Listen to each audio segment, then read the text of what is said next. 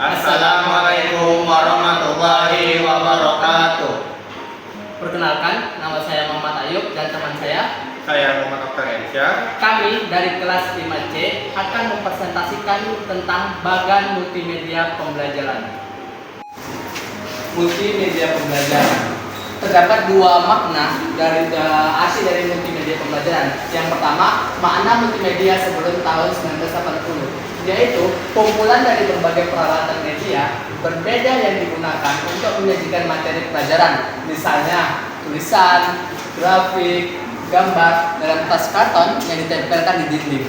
Yang kedua, makna multimedia setelah tahun 1980, yaitu penyampaian informasi secara interaktif yang terintegrasi yang mencakup teks, gambar, suara, video, atau animasi. Multimedia pembelajaran terbagi menjadi 3 subbahasan. Yang pertama, komponen multimedia. Yang kedua, pembagian multimedia berdasarkan penyajian. Yang ketiga, manfaat multimedia. Yang pertama, komponen multimedia.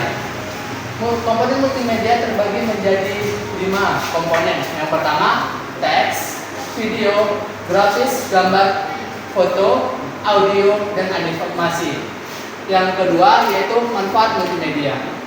Yang pertama, menyajikan benda atau peristiwa yang kompleks, rumit, yang berlangsung cepat atau lambat seperti sistem tubuh manusia, bekerjanya suatu mesin, serta tata surya, perkembangan tumbuhan, dan sebagainya. Yang kedua, terdapat privasi, di mana siswa tidak perlu malu melakukan kesalahan, belajar saat kebutuhan muncul, dan belajar tanpa adanya terikat waktu. Yang ketiga, dapat mengakomodasi cara belajar yang berbeda-beda sesuai kemampuan, kesiapan, serta dapat menyesuaikan kemampuan diri. Yang ketiga yaitu memperbesar benda kecil yang tidak tangkap oleh mata, atau memperkecil benda sangat besar yang tidak mungkin dihadirkan di sekolah. Yang terakhir, menyajikan benda atau peristiwa yang jauh atau berbahaya. Selanjutnya kita ke pembagian multimedia berdasarkan penyajian. Multimedia itu dibagi menjadi 2, yaitu multimedia linear dan multimedia interaktif.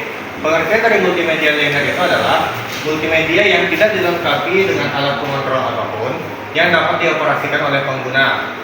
Sedangkan multimedia interaktif itu memiliki pengertian multimedia yang dilengkapi dengan pengontrol yang dapat dioperasikan oleh pengguna sehingga pengguna dapat memilih apa yang dikehendaki untuk proses selanjutnya. Nah, dari pengertian ini muncul juga multimedia interaktif hierarki, yang mana pemakai memiliki pilihan, tetapi topik-topik dapat dibagi menjadi subtopik yang lebih spesifik. Nah, dari multimedia interaktif ini juga disebut sebagai multimedia interaktif yang non-linear, yaitu memungkinkan pemakai untuk bergerak bebas untuk melihat isi materi dengan cara berinteraksi. Pemakai dapat bergerak bebas ke materi manapun. Nah, multimedia interaktif ini memiliki karakteristik ada 4, yaitu dari segi konten, didesain untuk mengatasi keterbatasan ruang, jarak, dan statisnya model media konvensional. Lalu bersifat mandiri, dalam artian produk tersebut dijalankan berbasis komputer sebagai titik pusat dalam proses pembelajaran. Yang ketiga, harus memberikan kontrol sepenuhnya kepada pengguna untuk menghentikan, mencatat hal yang penting, memutar ulang bagian yang belum dipahami. Dan yang terakhir, interaktivitas, memberikan kesempatan berinteraksi langsung dengan media dengan bantuan keyboard, mouse, sentuhan pada layar, atau bentuk yang lainnya. Lalu di multimedia interaktif ini ada strategi dalam penyajian multimedia interaktif, itu terdiri dari 4. Yang pertama itu ada tutorial, simulasi, drills, dan game. Dan yang terakhir itu di multimedia interaktif ada level interaktivitas terbagi 3. Yang pertama itu navigasi video, navigasi audio, dan kontrol animasi. Lalu ada navigasi halaman serta kontrol menu atau link. Dan yang terakhir itu ada hypermap, respon feedback, drag and drop, kontrol game, dan kontrol simulasi. Sekian video penjelasan mengenai bagian multimedia pembelajaran kami. Semoga video ini dapat bermanfaat bagi para penonton.